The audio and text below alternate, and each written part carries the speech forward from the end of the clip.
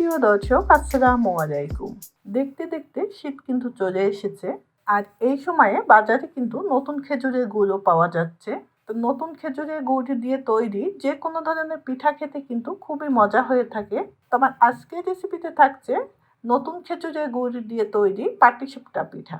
সেই সাথে পাটিসাপটা পিঠাটা অনেক সময় পর্যন্ত কিভাবে নরম রাখবেন সেই টিপস থাকবে। তার সঙ্গে থাকবে ভেতরের পুরটা কিভাবে অধিক সুস্বাদু করা যায় সেই সব টিপসও থাকবে আমার আজকের এই ভিডিওতে। তো এই সকল টিপস পেতে হলে ভিডিওটা না টেনে সম্পূর্ণ ভিডিওটা দেখার অনুরোধ রইল। তাহলে চলুন দেখে নিই আমাদের আজকের রেসিপি। এখানে আমি পোলার চাউল নিয়েছি 1 মুঠ। চাউলটাকে খুব ভালো করে ধুয়ে আমি 2 ঘন্টা আগে পানিতে ভিজিয়ে রাখছিলাম। তারপর পানিটা ঝরিয়ে আমি চাউলটাকে একটা স্ট্রেনারে উঠিয়ে নিয়েছি। এখন এই চাউলটা আমি একটা ব্লেন্ডারের সাহায্যে একটু ব্লেন্ড করে নিচ্ছি। এটা দিয়েই আমরা ভেতরে পুরটা তৈরি করব। আর এখানে আমি গরুর দুধ নিয়েছি 1 কেজি। এখন দুধটা ফুটে ওঠা পর্যন্ত আমি একটু অপেক্ষা করছি। দুধটা ফুটে উঠেছে আর দেখতেই পাচ্ছেন দুধের উপরে কিন্তু বেশ সর জমেছে। এখন এই সরটাকে আমি ভেঙে দুধের সাথে মিশিয়ে দেব। বারেবার আমি একইভাবে করে দুধের সরটা দুধের সঙ্গে মিশিয়ে দেব। এভাবে করে আমি দুধটাকে একেবারে ঘন করে নিচ্ছি। অনেকেই আছে পাউডার দুধ দিয়ে পাটিসাপটার পুরটা তৈরি করে। তবে আমার কাছে মনে হয় যদি গরুর দুধ দিয়ে আপনারা পাটিসাপটার ভেতরে খিরসাটা তৈরি করেন তবে সেই পিঠাটা খেতে কিন্তু খুবই মজা হয়। আর আজকে পাটিসাপটা পিঠার ভেতরে খিরসাটা তৈরি করার জন্য আমি এখানে নতুন খেজুরের গুড়টা ব্যবহার করছি। আমি এখানে ছোট বড় এরকম 4 পিস খেজুরের পাটালি গুড় নিয়েছি। কেউ চাইলে খেজুরের গুড়ের পরিবর্তে এটা চিনি দিয়েও করতে পারেন। তবে খেজুরের গুড়ে পাটিসাপটা পিঠাটা কিন্তু বেশি মজা হয়ে থাকে। দুধটা কিন্তু অনেকটা ঘন হয়ে এসেছে। এবার আমি এর ভেতরে 3টা ছোট এলাচ এবং 2 টুকরা দারুচিনি দিয়ে দিচ্ছি। আর এলাচের মুখটা কিন্তু আমি থেতো করে দিচ্ছি না, আমি এভাবে গোটাই দিচ্ছি। এখন দুধটা ঘন হয়ে আসা পর্যন্ত আমি অপেক্ষা করছি এবং বারেবার দুধের সরটা আমি ওই একইভাবে করে দুধের সঙ্গে মিশিয়ে দিচ্ছি। কেউ যদি যশোরের একদম খাঁটি খেজুরের গুড় পাটালিটা নিতে চান তাহলে আপনারা আমাদের সঙ্গে যোগাযোগ করতে পারেন। আমরা সরাসরি যশোর থেকে একদম খাঁটি খেজুরের গুড়টা সারা বাংলাদেশে কুরিয়ার সার্ভিসের মাধ্যমে ডেলিভারি করে থাকি। আর যারা এই ভিডিওটা ইউটিউব থেকে দেখছেন তারা আমার ফেসবুক পেজে যেয়ে ইনবক্সের মাধ্যমে আমাদের সঙ্গে যোগাযোগ করতে পারেন। ফেসবুক পেজের লিঙ্কটা আমি এই ভিডিওর ডেসক্রিপশন বক্সে দিয়ে রাখবো। আর যারা ভিডিওটা ফেসবুক থেকে দেখছেন তারা তো সরাসরি আমাকে ফেসবুক পেজ থেকে ইনবক্স করতে পারবেন।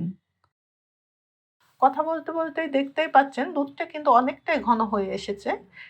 এবার আমি এর ভেতর থেকে গরম মশলাগুলো উঠিয়ে নিচ্ছি, কারণ এর থেকে যতটুকু সুগন্ধি যাওয়া দুধের ভেতরে সেটা কিন্তু চলে গিয়েছে।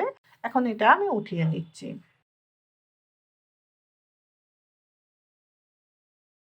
স্কিনে দেখে নিশ্চয়ই বুঝতে পারছেন দুধটা আমি কতটা ঘন করে নিয়েছি। আমি 1 কেজি দুধকে ঘন করে এখানে প্রায় 250 গ্রামের মতো দুধ আছে। এবার দুধটা উঠিয়েও আমি আপনাদেরকে দেখাচ্ছি।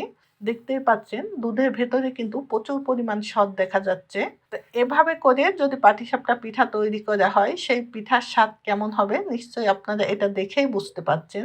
এখন এর ভেতরে আগে থেকে যে পোলার চাউলটা আমি ব্লেন্ড করে রেখেছি সেটাই দিয়ে দিচ্ছি। আর এই চাউলটা ব্লেন্ড করার সময় আমি কিছুটা দুধ দিয়ে চাউলটাকে ব্লেন্ড করে নিয়েছি। আর যখন এই চাউলের মিশ্রণটা এর ভিতরে দেবেন তখন কিন্তু গ্যাসটাকে একদমই কম করে রাখতে হবে।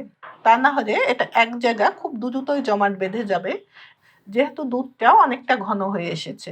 এবার আমি এর ভেতরে খেজুরের পাটালি গুড়টা সরাসরি এভাবে ভেঙে দিয়ে দিচ্ছি। আপনার স্কিনে দেখে নিশ্চয়ই বুঝতে পারছেন আমি সরাসরি খেজুরের পাটালি গুড়টা এর ভেতরে দেওয়ার পরেও কিন্তু দুধটা ফেটে যায়নি। এটা দেখেও নিশ্চয়ই বুঝতে পারছেন খেজুরের পাটালি গুড়টা কতটা খাঁটি। এবারে খিরসাটা আরও কিছুটা ঘন হয়ে আসা পর্যন্ত আমি এভাবে রান্না করে নিচ্ছি। আর মিষ্টিটা অবশ্যই আপনারা আপনাদের স্বাদ বুঝে কম বেশি করে নেবেন। বাজার থেকে কেনা খেজুরের গুড় পাটালিটা যদি সরাসরি আপনারা দুধের ভিতরে দেন তাহলে দেখবেন সঙ্গে সঙ্গে দুধটা কিন্তু ফেটে যায়।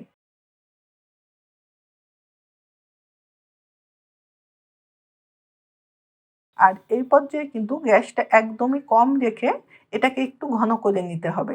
দেখতে পাচ্ছেন আমার খিরসাটা কিন্তু অনেকটা ঘন করে নিয়েছি। এটা ঠান্ডা হওয়ার পর আরও কিছুটা ঘন হয়ে আসবে। তা খিরসাটা কিন্তু পাতলা অবস্থায় কেউ নামাবেন না। খিরসাটা যদি পাতলা অবস্থায় নামানো হয় তাহলে দেখা যায় এটা ঠান্ডা হওয়ার পর বেশ ঘন হয়ে যায়, কিন্তু যখনই আপনারা গরম পিঠার উপরে এই খিরসাটা দিবেন তখন কিন্তু সেটা আবারও খিরসাটা পাতলা হয়ে যাবে। তখন ওই খিরসাটা দিয়ে পিঠাটা যদি তৈরি করেন তাহলে দেখবেন পিঠার এক সাইড দিয়ে এটা বের হতে থাকবে। এবারে এই খিরসাটা ঠান্ডা হওয়া পর্যন্ত আমি অপেক্ষা করছি। আর তারই মাঝে আমি পাটিসাপটা পিঠার উপরে ব্যাটারটা তৈরি করে নিচ্ছি। উপরের ব্যাটারটা তৈরি করার জন্য আমি এখানে চাউলের গুঁড়া নিয়েছি 1.5 কাপ। আর এটা কিন্তু আমি পোলার চাউলের গুঁড়া নিয়েছি। এবার এর ভেতরে আমি ময়দা দিয়ে দিচ্ছি 1/2 কাপ। এই ময়দাটার কারণেই কিন্তু পাটিসাপটা পিঠাটা অনেক সময় পর্যন্ত সফট থাকবে। এখন এর ভেতরে চিনি দিয়ে দিচ্ছি আমি 2 টেবিল চামচ। আপনারা চাইলে চিনির পরিবর্তে এখানে খেজুরের গুড়টা ব্যবহার করতে পারেন। আমি যেহেতু ভেতরে পুরটা তৈরি করার জন্য খেজুরের গুড়টা ব্যবহার করেছি, তো উপরের রুটিটার জন্য আমি এখানে চিনি ব্যবহার করছি। লবণ দিয়ে দিচ্ছি 1/2 চা চামচ। পাটিসাপটা পিঠা তৈরি করতে যদি ভেতরের পুর এবং উপরের রুটিটার জন্য পোলার চাউলটা ব্যবহার করা হয় তাহলে সেই পিঠার স্বাদ কিন্তু বেশি ভালো হয়।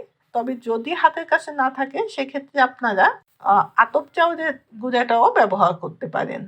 এখন এই শুকনো উপকরণগুলো আমি খুব ভালোভাবে একটু মিশিয়ে নিচ্ছি। একটু মিশিয়ে নিয়ে এবার আমি এর ভেতরে দুধ দিয়ে দিচ্ছি 1 কাপ। আমি এখানে গরুর দুধটা ব্যবহার করছি। আপনারা চাইলে এখানে 4-5 টেবিল চামচ পাউডার দুধও ব্যবহার করতে পারেন। এখন অল্প অল্প করে দুধ দিয়ে আমি একটা ব্যাটার তৈরি করে নিচ্ছি। আমার ব্যাটারটা তৈরি করা হয়ে গিয়েছে। আজকে ব্যাটারটা তৈরি করার জন্য আমার এখানে দুধ লেগেছে মেজারমেন্ট কাপের 1.5 কাপ। এবার এই ঘনত্বটা আমি আপনাদেরকে একটু দেখিয়ে দিচ্ছি। ঠিক এরকম ঘন আমি রাখছি। এবার এটাকেও আমি 10 মিনিটের জন্য রেস্টে রেখে দিচ্ছি। ফিরে আসছি 10 মিনিট পর। 10 মিনিট পর আমি ফিরে এসেছি। এখন আগে থেকে তৈরি করে রাখা সেই খিরসাটা আমি আপনাদেরকে দেখিয়ে দিচ্ছি। দেখতেই পাচ্ছেন এটা ঠান্ডা হওয়ার পর কতটা ঘন হয়ে গিয়েছে। এরকম ঘন খিরসা দিয়ে যদি পাটিসাপটা পিঠাটা তৈরি করা হয় তাহলে কিন্তু পিঠার ভেতর থেকে এই খিরসাটা বের হয়ে আসবে না। পাটিসাপটা পিঠা তৈরি করার জন্য আমি এখানে একটা প্যান খুব ভালোভাবে গরম করে নিয়েছি। এবারে প্যানের ভেতরে আমি সামান্য একটু সয়াবিন তেল দিয়ে প্যানটা একটু ব্রাশ করে নিচ্ছি। যদি দেখেন প্যানের ভেতরে সয়াবিন তেলের পরিমাণ বেশি হয়ে গিয়েছে তাহলে একটা টিস্যু পেপারের সাহায্যে এটা মুছে নিতে হবে।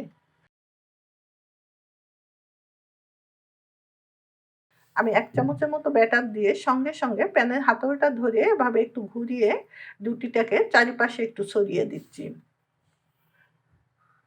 রুটিটাকে ছড়িয়ে দিয়ে এখন আমি অপেক্ষা করছি ভেতরটা শুকিয়ে আসা পর্যন্ত।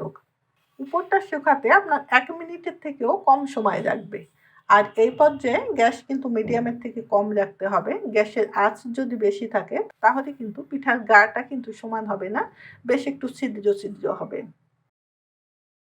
খিরসাটা দিয়ে আমি একটা সাইড থেকে পাটিসাপটা পিঠাটা ভাঁজ করে নিচ্ছি।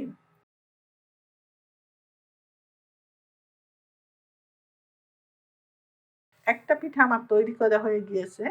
আমি আরও একটা পিঠা তৈরি করে আপনাদেরকে দেখাচ্ছি। একটা পিঠা তৈরি করার পরে প্যানে কিন্তু আবারও সয়াবিন তেল দিয়ে এটা ব্রাশ করে নেবেন না। আর দ্বিতীয় পিঠাটা দেওয়ার সময় প্যানটা কিন্তু গ্যাসের উপর থেকে একটু উঠিয়ে নিয়ে তারপরে পিঠা ব্যাটারটা দিবেন। তা না হলে এই রুটিটা কিন্তু পাতলা করতে পারবেন না। খুব দ্রুতই কিন্তু এটা শুকিয়ে আসবে। এখন এই একইভাবে করে এই পিঠাটাও আমি ভাঁজ দিয়ে নিচ্ছি। আমি একে একে সবগুলো পিঠা এভাবে তৈরি করে নিচ্ছি।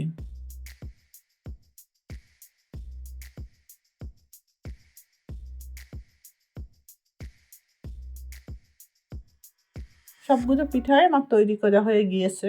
এবার একটা পিঠা কেটে আমি এর ভেতরটাও আপনাদেরকে দেখিয়ে দিচ্ছি। রেসিপি পছন্দ হলে ভিডিওতে একটা লাইক দিয়ে আমাদের পাশেই থাকবেন। আর রেসিপি সম্পর্কিত কোনো প্রশ্ন থাকলে কমেন্ট বক্সে আমাদেরকে জানাতে পারেন। আমি চেষ্টা করব আপনাদের প্রশ্নের উত্তর দেওয়ার। ধন্যবাদ এত সময় আমাদের সঙ্গে থাকার জন্য। আবারও দেখা হবে নতুন কোনো রেসিপির সাথে।